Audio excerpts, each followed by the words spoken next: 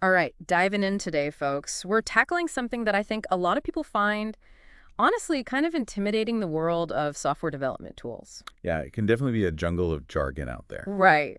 And that's exactly why we're doing this deep dive. You sent in this fantastic article from Das RPI, written by Dr. Hari Thaplayal. It does a great job of laying out all the terms that can make your head spin: SDK, framework, API, library. It's a lot. Absolutely. I think what's so valuable about Dr. Thaplayal's approach is that he really acknowledges the confusion. He's not pretending it's all crystal clear. He dives right into the fact that even experienced developers can sometimes struggle to keep all these terms straight. And that's really reassuring for the rest of us. I mean, we all use software every day, but how many of us actually understand the tools and processes that go into making it? So whether you're just curious about the magic behind your apps or you're a seasoned techie looking for a fresh perspective, this is for you. Exactly. It's about going beyond just reciting definitions. We want to understand why these tools exist in the first place, how they're used in the real world, and how they all fit together to make the software we rely on. Right. We're not just reading a glossary here. We're going on a journey to explore the landscape of software development. And to make this exploration as valuable as possible, we're going to be drawing on examples from both traditional software development and the increasingly important world of machine learning, as highlighted in the article. This way, you will get a much broader understanding of how these tools are applied across different domains. Makes sense. And it highlights how these core concepts are relevant, whether you're building a website, a mobile app, or training a machine learning model to, say, predict customer churn. Exactly. So let's start with what the article calls foundational toolkits, the building blocks of software development. And the first one we'll tackle is the SDK, or Software Development Kit. What's the essential idea behind an SDK? Well, the power of an SDK lies in its completeness. As Dr. Saplial points out, it's a comprehensive package designed specifically for a particular platform or framework. It's like getting everything you need to start cooking a specific type of cuisine all in one box. I like that analogy, the cooking set for a particular cuisine. Right, so take the TensorFlow SDK for machine learning. It bundles Keras, which is a high-level API for building neural networks, TensorBoard for visualizing the training process of those networks, and various APIs for interacting with those models once they're trained. This all drastically reduces the complexity of setting up a machine learning development environment. And it's not just limited to machine learning, Oh, right? not at all. Yeah. The Android SDK, for instance, gives you everything you need to develop mobile apps for Android devices, Mm. libraries, emulators to test your app on virtual devices, and of course, APIs to interact with the Android operating system. And even for something as fundamental as Java, there's the GDK, the Java Development Kit. Exactly. The JDK includes the compiler to translate your Java code into executable instructions, standard libraries like java.util for common programming tasks, and documentation tools like Javadoc. The key takeaway here is that an SDK equips you with a ready-to-use environment specifically tailored to a particular platform or technology. It streamlines the setup process and ensures you have all the essential components right from the start. So the SDK sets the stage. Now, the next term in the article is framework. And I think this is where things can start to get a little fuzzy for people. How is a framework different from an SDK, which also provides a set of tools? That's a great question, and is where the analogy of building a house can be helpful. If the SDK is the complete set of materials and tools, the framework is more like a pre-designed structure for your project. Mm. It gives you a blueprint, a set of rules and conventions that dictate how your application should be structured and how the different parts should interact. So the SDK gives you the bricks and mortar, and the framework tells you how to arrange those bricks and mortar to build a house. Exactly. Django, for web development, is a classic example of a framework. It provides templates for your web pages, tools for connecting to a database, and even takes care of user authentication.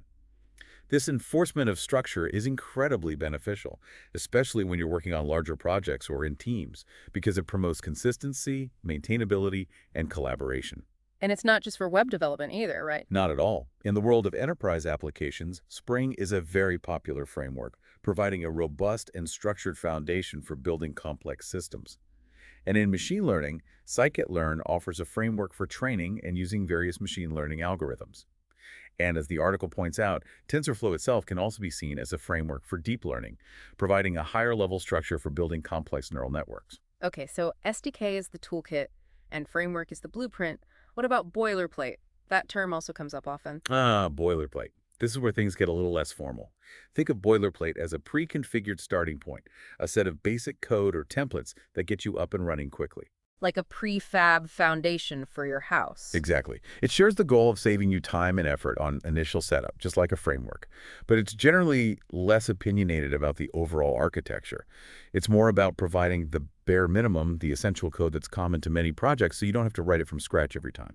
That's super practical. Any examples that come to mind? Sure. The HTML5 boilerplate, for example, provides a well-structured HTML document, sets up basic JavaScript initialization, and includes some best practices for CSS styling. For React applications, a React boilerplate might give you a pre-configured development environment, basic routing capabilities, and some common React components already set up.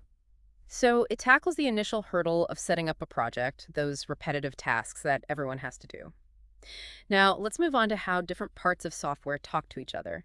And that's where APIs come in application programming interfaces. This is a term we hear a lot, but it can still be a bit mysterious. What exactly is an API? Dr. Sabliel described it really well in the article when he emphasizes the black box aspect. An API is essentially a set of rules and specifications that define how different software components or applications can communicate with each other. It's like a contract that outlines how one piece of software can request information or services from another piece of software without needing to know the internal workings of that other software. So it's about hiding the complexity and providing a standardized way for different pieces of software to interact. Precisely. Think about when you use an app on your phone to share a photo on social media. The app is most likely using an API provided by the social media platform to send the photo and your message. The app doesn't need to know exactly how the social media platform stores or processes that data. It just needs to know how to interact with the API. And that makes development much more efficient and manageable. You don't need to reinvent the wheel every time you want to integrate with another service or application. Now, we also have libraries, which also seem to be collections of pre-written code. How do libraries relate to APIs? Great question. A library is also a collection of pre-written code, typically functions or classes, that you can use to perform specific tasks within your own code. The key difference from an API is that with a library, you're typically working directly with the code. You can see it, you can debug it, and in many cases, you can even modify it if you need to. So with an API, you're interacting with another system through a defined interface. With a library, you're directly using code within your own application. Exactly. Libraries tend to be more modular and focused on providing specific functionalities. React, for building user interfaces, is a classic example of a library. It gives you a set of tools and components for building interactive UI elements, but it doesn't dictate the overall structure of your application in the way that a framework like Angular might. And in the Python world, we have libraries like Pandas and NumPy, which are incredibly popular for data manipulation and analysis. Absolutely. Pandas, for example, provides powerful data structures like data frames, which are incredibly useful for organizing and analyzing tabular data, whether you're working with stock prices, sensor readings, or customer purchase history. Okay, so APIs define how software interacts, and libraries provide reusable code that you can use directly in your own projects. Now, let's shift gears a bit and talk about the environments where all this software lives and runs. And the article talks about platforms. Right. A platform, in this context, is a broader concept. It's the underlying environment, both hardware and software, where applications are built and run. Think of it as the stage and the supporting infrastructure for your software. So the foundation upon which everything else is built. Exactly. The web platform, for example, includes web browsers, web servers, and all the associated tools and technologies that make the World Wide Web possible. The mobile platform encompasses mobile devices, their operating systems like Android and iOS, and the development tools specific to those platforms. And we also have cloud platforms like AWS and Azure, which provide a whole ecosystem of services and infrastructure for building and running applications. Absolutely. Cloud platforms have become incredibly important in recent years, offering on-demand access to computing power, storage, databases, and a whole host of other services. And then there are platforms like the .NET platform, which is a software framework that provides a consistent foundation for building and running applications across a variety of operating systems. So the platform provides the stage, the infrastructure, and speaking of specialized environments, the article mentions engines, especially in the context of game development. Yeah, engine is a term you'll often hear in game development. It refers to a system that provides the core functionalities needed to create and run games. Think of it as the powerhouse behind the scenes, handling things like physics simulation, graphics rendering, animation, and sound. So it takes care of all the heavy lifting, all the complex calculations and processes that make a game world come to life. Exactly. Unity and Unreal Engine are two of the most popular game engines used to create countless games across various platforms, from mobile to consoles to PC. But the idea of an engine isn't limited to games. What other examples come to mind? Well, in web development, web engines like Blink, which powers Chrome, and Gecko, which powers Firefox, are responsible for the core tasks of rendering web pages, managing layouts, and executing JavaScript code. They're specialized powerhouses, but instead of creating immersive 3D worlds, they're ensuring that websites display correctly and function smoothly. So a game engine for creating games, a web engine for powering web browsers. Now, how does runtime fit into this picture? The runtime is the environment specifically needed to execute your code, to actually make your program run. It provides all the necessary components and libraries that your compiled or interpreted code needs to function. Like the stage crew and all the backstage equipment that's essential for putting on a particular play. That's a great analogy. So the Java Runtime Environment, or JRE, includes the Java Virtual Machine, JVM, which interprets the Java bytecode, along with all the standard libraries and utilities needed by a Java application. Similarly, the Python runtime includes the Python interpreter and its standard libraries. And for JavaScript applications running outside of a web browser, there's the Node.js runtime, which includes the V8 JavaScript engine and its own set of libraries. These runtimes are essential for taking your code, which is essentially a set of instructions, and translating it into something that can be executed by the computer. So the runtime is the bridge between your code and the computer's hardware, making sure the instructions can be understood and executed. Now let's move on to the tools that developers use to actually write and manage code. And the article mentions both IDEs, integrated development environments, and CLIs, command line interfaces. What's the difference between these two? An IDE is like a comprehensive cockpit for developers. It's a suite of tools designed to make the entire development process more efficient and convenient. Popular IDEs like Visual Studio and IntelliJ IDEA provide a code editor with features like syntax highlighting and auto-completion, a debugger to help you find and fix errors in your code, and often built-in support for various programming languages and frameworks. So it's like having all your essential tools in one place. Exactly. Many IDEs even handle the installation and management of SDKs and frameworks, further streamlining the setup process. They can also provide integrated version control systems, allowing you to track changes to your code and collaborate with others. So IDEs are all about visual interfaces and convenience?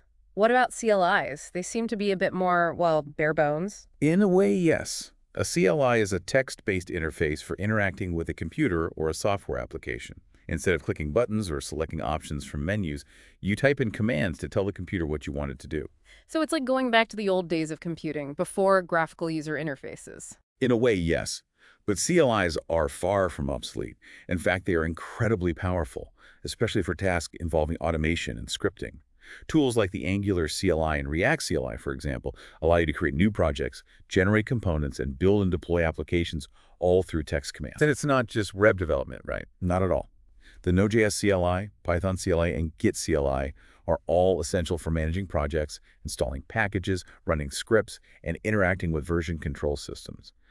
While IDEs provide a more visual and integrated experience, CLIs offer a level of control and efficiency that can be incredibly valuable, especially for experienced developers and for tasks involving automation. So IDE for convenience and a visual workflow, CLI for power and automation. Now, how do all these different pieces of software connect and communicate with each other? And that's where middleware comes in. Middleware is essentially the glue that holds different applications, tools, or systems together. It provides a layer of abstraction that makes it easier for disparate components to interact. A common example is in web applications, where middleware might handle communication between the web server and a database. So it acts as a translator, converting requests from the web server into database queries, and then translating the database responses back into a format that the web server can understand. Exactly. Middleware can also handle tasks like authentication, caching, and logging, essentially adding layers of functionality and ensuring that different parts of a system can communicate smoothly and efficiently. It's like the unsung hero, working behind the scenes to make sure everything runs smoothly. Now, building on this idea of interconnected components, we have the concept of a stack. A stack is a collection of technologies that are commonly used together to build a particular type of application. Think of it as a recipe that specifies the key ingredients and how they should be combined. A tech stack. Exactly. In machine learning, you might have a Python ML stack that includes libraries like NumPy for numerical computation, scikit-learn for training machine learning models, and Flask for building web applications to deploy those models. Each component plays a specific role, and they are all designed to work together seamlessly. And in web development, the LMP stack is a classic example. Absolutely. LMP stands for Linux, Apache, MySQL, and PHP. Linux is the operating system, Apache is the web server, MySQL is the database, and PHP is the scripting language.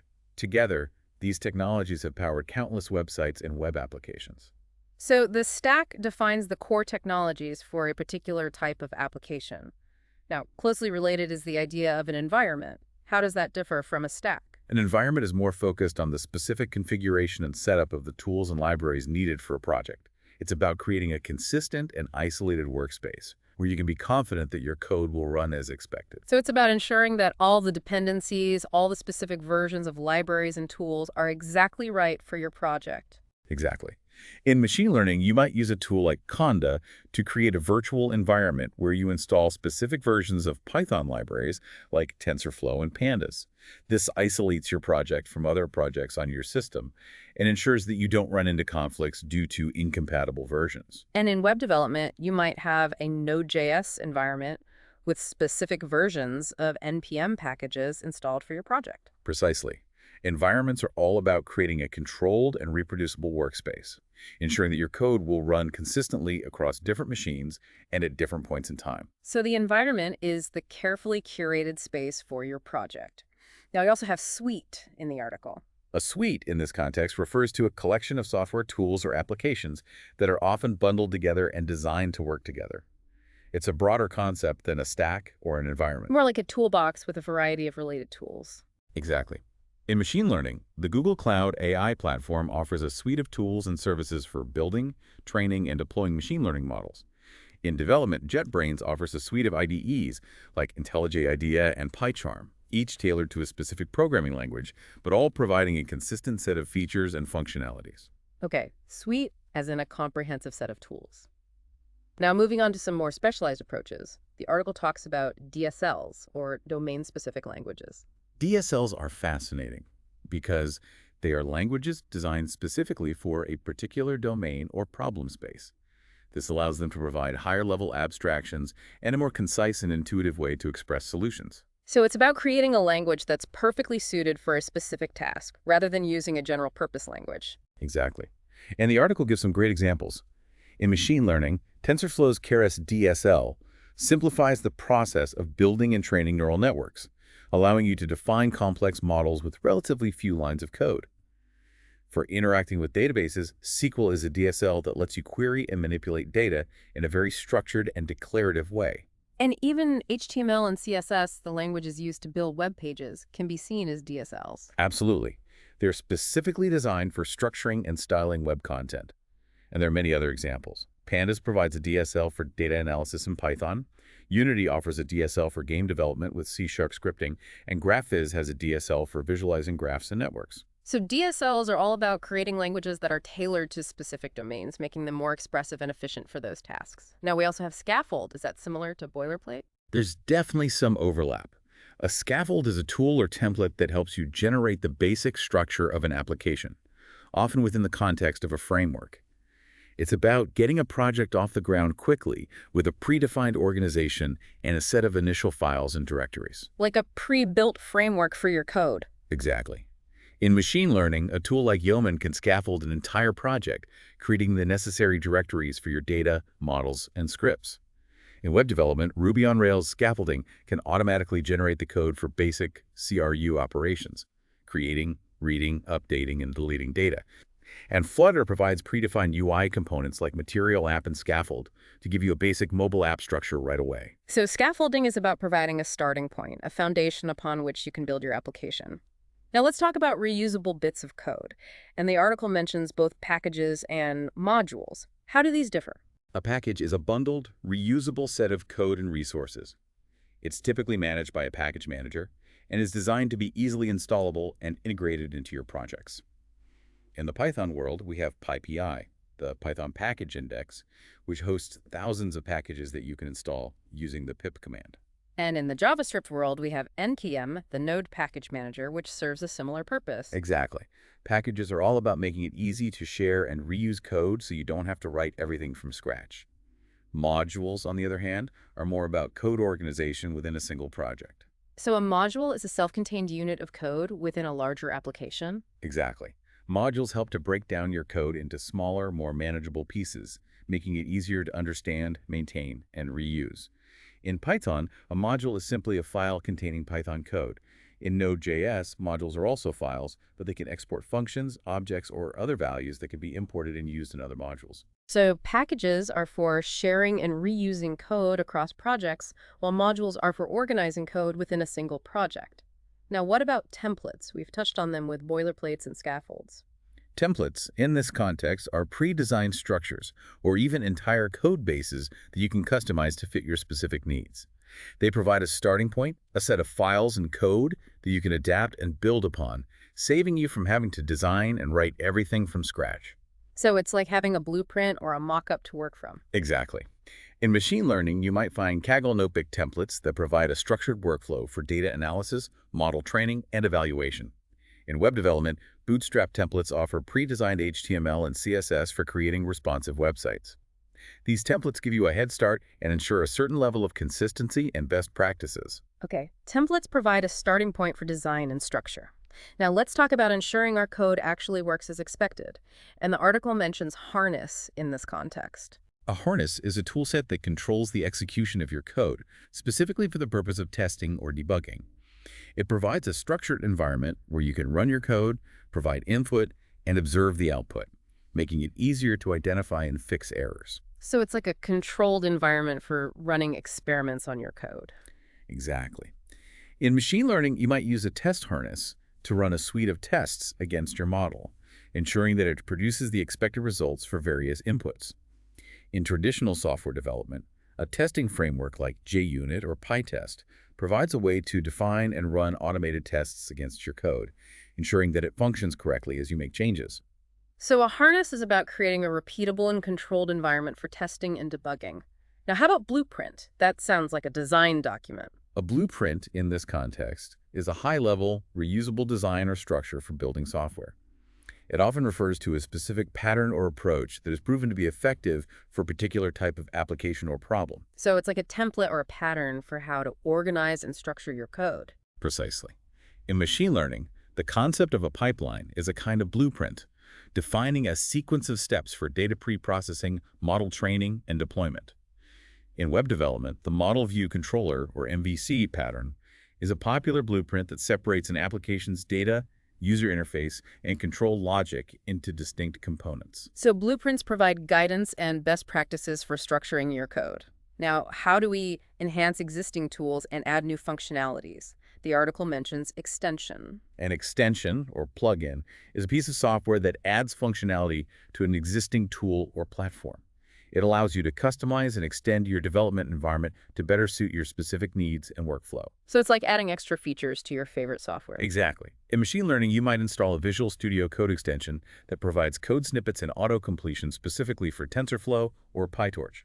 In web development, you might use browser extensions to debug JavaScript code, inspect network requests, or interact with APIs. Extensions are all about making your tools more powerful and tailored to your specific tasks. Now, what about pipeline? We mentioned it briefly in the context of blueprints, but it seems to have a broader meaning. A pipeline, in a software development context, is a structured sequence of steps that are often automated. It's particularly relevant in the context of CI/CD, continuous integration, and continuous deployment, where the goal is to automate the process of building, testing, and deploying software. So it's about streamlining the process of getting your code from your development environment to production. Exactly. In machine learning, a pipeline might involve steps like data ingestion, data cleaning, feature engineering, model training, model evaluation, and model deployment. In traditional software development, a pipeline might involve steps like code compilation, unit testing, integration testing, packaging, and deployment. And tools like Jenkins or GitHub Actions can be used to automate these pipelines.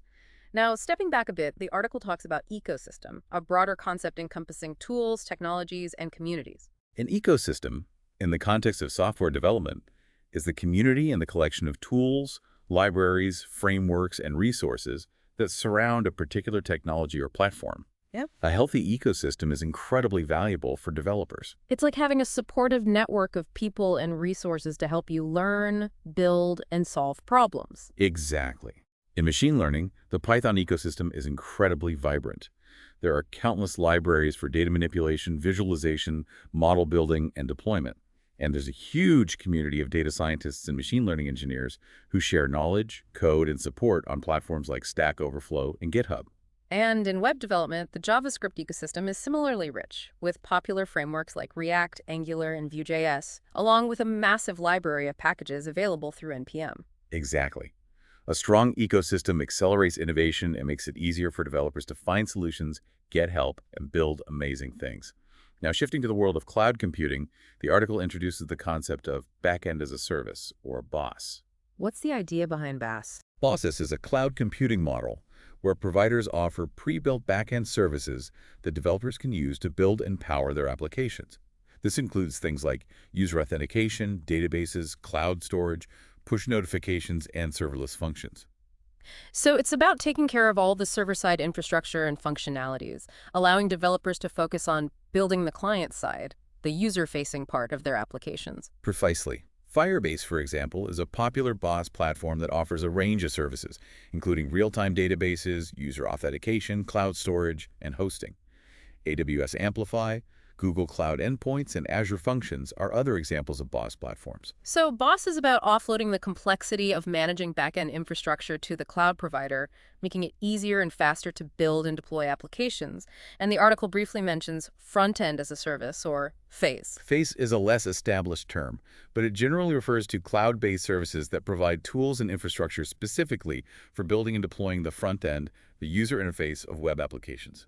So instead of focusing on the backend logic, FAS is about simplifying the front-end development and deployment process. Exactly.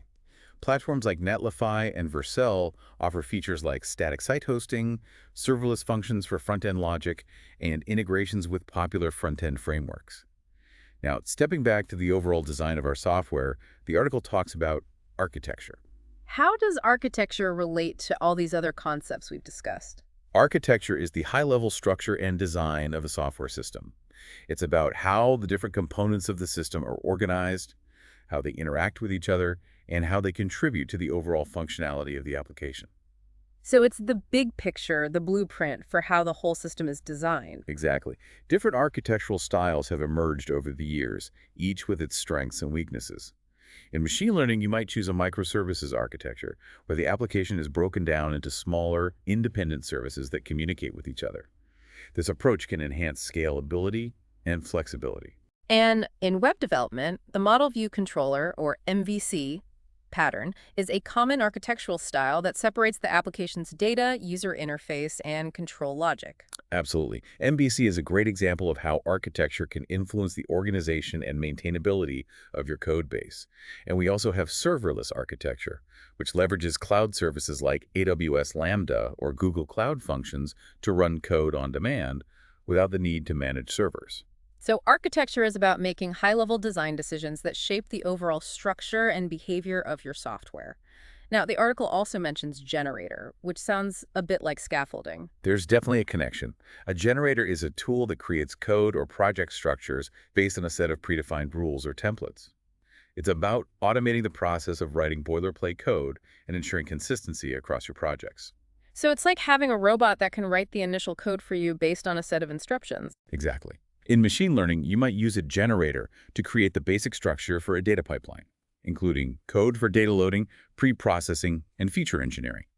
In web development, generators are often used to create the basic structure for components, services, and other parts of a web application. Generators can definitely save a lot of time and effort, especially on repetitive tasks. Now, moving on to how we package and deploy our software, the article talks about containers. A container is a standardized unit of software that bundles together the application code and all its dependencies, including libraries, system tools, and the runtime environment. Docker is the most popular containerization technology. So it's like a self-contained package that includes everything needed to run your application. Exactly. This solves the problem of dependency hell, where conflicts can arise due to different versions of libraries or tools being installed on different systems. With containers, you can be confident that your application will run the same way on your development machine, on a testing server, and in production. So containers provide portability and consistency. And if you're working with a lot of containers, you might need an orchestrator. That's right. An orchestrator is a toolset designed to manage and automate the deployment, scaling, and networking of containerized applications. It's essential for managing complex distributed systems. So it's like a conductor for an orchestra, making sure all the different instruments play together in harmony. Exactly. Kubernetes is the leading container orchestration platform used by companies of all sizes to manage their containerized applications. Docker Swarm is another popular orchestrator. So orchestrators are essential for managing containerized applications at scale. Now, what happens when different systems or languages need to communicate with each other?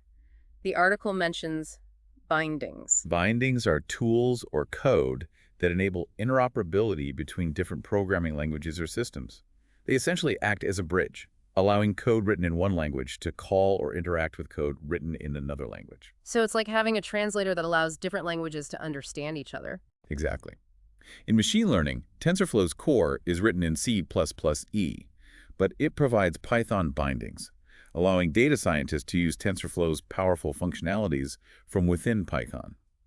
In other contexts, bindings might be used to allow a Java application to interact with a library written in C, or to allow a Python script to access functionalities of a system written in C++E. Bindings are essential for bridging the gap between different technologies. Now, for software to interact with physical devices, we need a driver, right? That's right. A driver is a specialized piece of software that acts as an intermediary between the operating system and a hardware device, allowing them to communicate with each other. Like a translator for hardware. Exactly. For example, to use a printer, you need to install the appropriate printer driver for your operating system. The driver acts as a translator, converting commands from the operating system into instructions that the printer can understand, and vice versa. So drivers are essential for enabling software to interact with the physical world. And finally, the article talks about Sandbox. A sandbox is an isolated environment where you can run code or test software without affecting any external systems. It's a safe space for experimentation and testing, where you can try things out without worrying about breaking anything. Like a playground for code. Exactly. In machine learning, you might use a sandbox environment to experiment with different algorithms or models without affecting your production data or systems. In web development, you might use a JavaScript sandbox to test out code snippets or try out new libraries without affecting your main website. Sandboxes are essential for safe and controlled experimentation. Well, that was an incredible journey through the world of software development tools. We covered a lot of ground, from the foundational concepts of SDKs, frameworks, and libraries, to the more specialized tools like orchestrators, bindings, and sandboxes.